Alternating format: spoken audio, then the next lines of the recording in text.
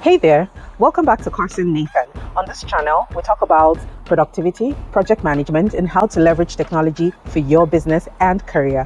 My name is Onem, and I know a few of you have been asking about why don't you talk about things that we can leverage when we're looking for a job? We keep talking about technology that we have to learn when we're on the job. So I have something for you today. We're diving deep into the art of acing job interviews. So if you've ever wondered how to impress potential employers with your responses, you're in the right place today. We're going to explore what we call the STAR technique. It's a powerful method for answering behavioral interview questions. Before we jump into a few examples I have today, let's quickly break down what the STAR technique is. STAR stands for situation, task, action, and results.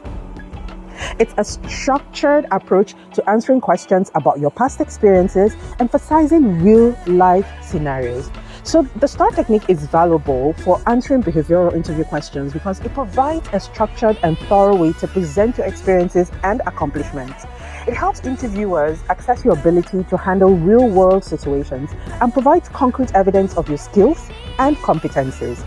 So when using the STAR technique, aim to keep your responses concise and focused on the specific situation, task, action, and result to make a strong impression during your interview. So let's explain what the STAR actually is. The S stands for situation. So you start by describing the specific situation or context in which the event or challenge occurred.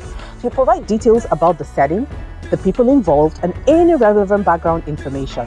This sets the stage for your response and helps the interviewer understand the circumstances surrounding what you're talking about.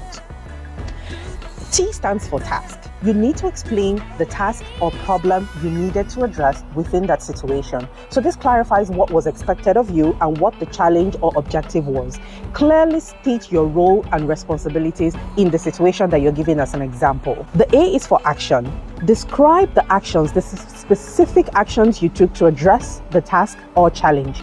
This is the most critical part of your response as it demonstrates your skills, competencies, and decision-making abilities. So be very specific about the steps you took, the strategies you employed, and the reasoning behind your actions. The R stands for results. Conclude your response by discussing the results or outcomes of your actions.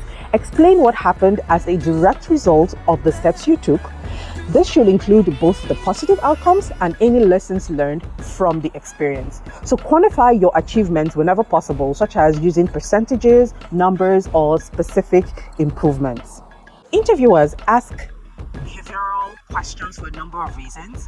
For predictive value, so they're designed to elicit past examples of your behavior because past examples of your behavior is a good predictor of future behavior.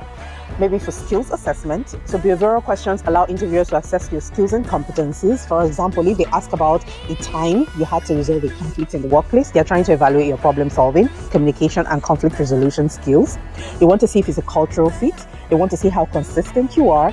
They want to get open-ended answers. They want real-world scenarios. They want to see your storytelling and communication skills.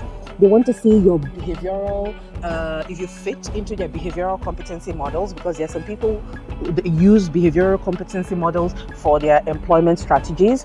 And they want to see if you have any red flags. So interviewers may use behavioral questions to identify potential red flags in a candidate's background or behavior. For example, they might ask about a challenging situation to see how you respond to adversity or stress. So these are a few examples of the reasons why interviewers ask behavioral questions. All right, let's get started with our first example. Here's how you use the STAR technique. So in this scenario, imagine you're asked, tell me about a time you showed leadership in a past role.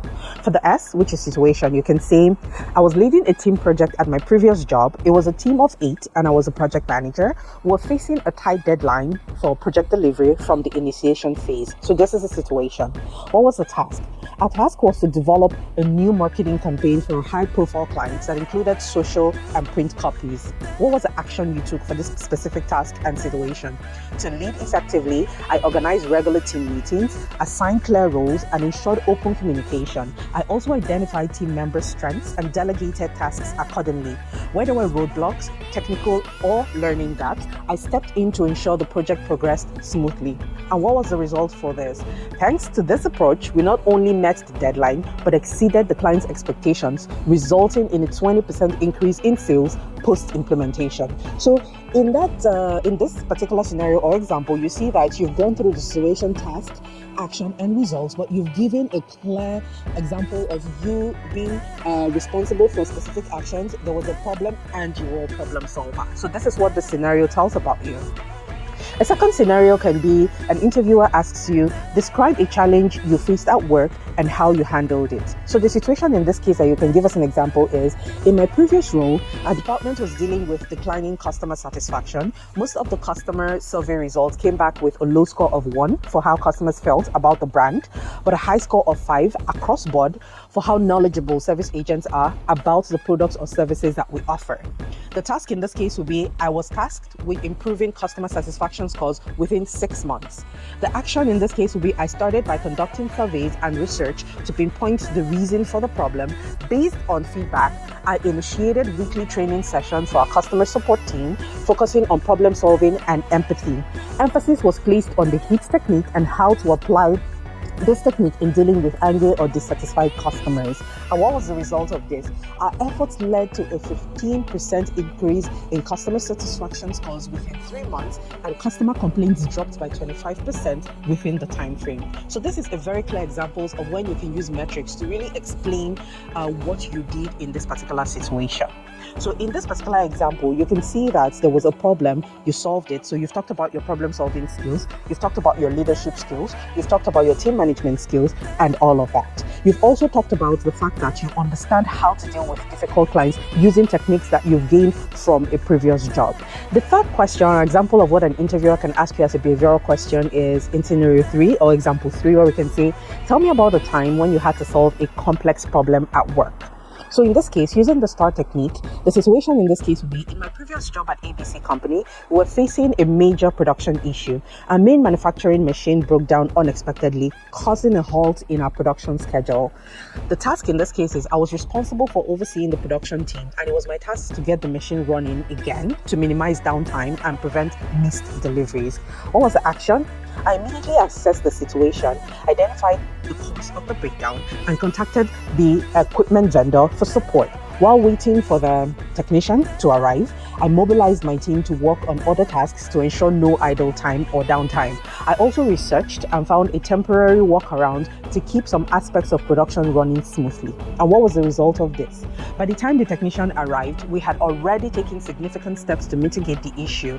With their assistance, we fixed the machine and we managed to make up for lost time within 24 hours, preventing any delivery delays. This experience taught me the importance of quick thinking and teamwork in problem solving. You can see that this example is a little bit different. We're not using metrics in terms of numbers, but in our results, we're showing that this is the lessons learned that we got out of this experience. In this case, the interviewer understands that we, of course, have problem solving skills, we have team leadership skills, we can face pressure and come out of it on the other end with actionable results. So this is something that you can use as an example. So in your own when you're doing your own interview questions, just make sure that you practice before you go. There are common questions that you can see online about interview questions that are most interviewers will ask about. Tell me about yourself, difficult situation you face, and the like. You can get all of that online. You just have to Google it. So I'm hoping that this helps 1 or 2 people to prepare for those interview questions. Nowadays, to get that very cush job, you need to know how to answer behavioral questions.